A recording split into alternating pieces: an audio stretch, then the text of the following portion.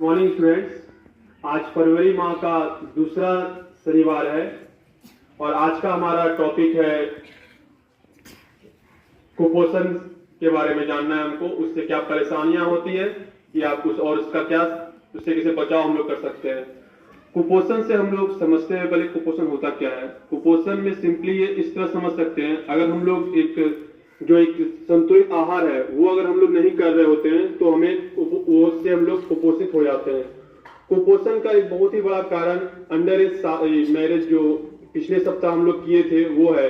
अगर लड़कियां शादी एक फिक्स एज जो सरकार का है, एक गाइडलाइन 18 साल से पीछे का नहीं होना चाहिए, उसका एक बहुत ही बड़ा कारण होता है कि उसके जो बच्चे होते हैं वो प्री मैच्योर होते हैं और वो कुपोषण का वो शिकार हो जाते हैं। वो कुपोषित अगर कोई भी है तो उसको हम लोग कैसे समझ पाएंगे वो कुपोषित है।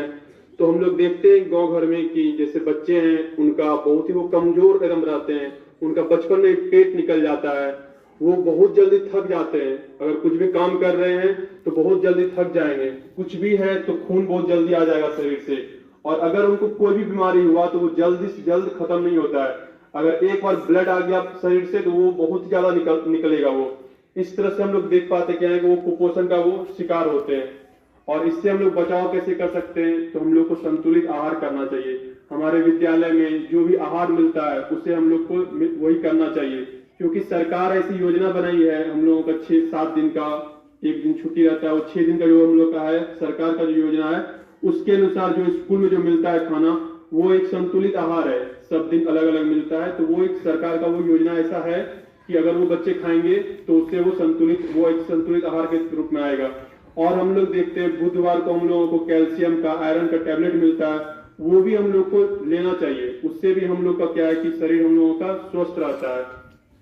और अगर नहीं रहेंगे तो इससे क्या क्या परेशानी बीमारियां आती है, जैसे रतौंधी हो जाता है, रतौंधी होता है विटामिन ए की कमी से, फिर स्कर्वी हो सकता है, फिर हम लोगों का स्किन जो है बहुत ज्यादा ड्राई रहता है, ये सभी उसका कारण हो जाता है। और वही है कि अगर हम लोग इसका संतुलित आहार और जो भी एक मानक एक रूप भी है, जैसे जो भी आपका हाइट है उस अनुसार से आपका वजन होना चाहिए।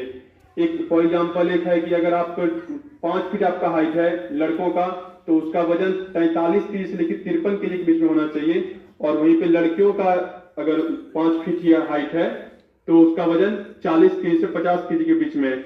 इस तरह से और भी हम लोग देख पाते हैं कि जिसके बारे में जो भी है, तो अगर आहार सही से लेंगे तो उससे हो जाएगा। और हमारे आसपास सफाइयां होना चाहिए, ये सब भी हम लोगों को देखना है ताकि हम लोग सही से रह पाए। आज के लिए इतना ही, धन्यवाद।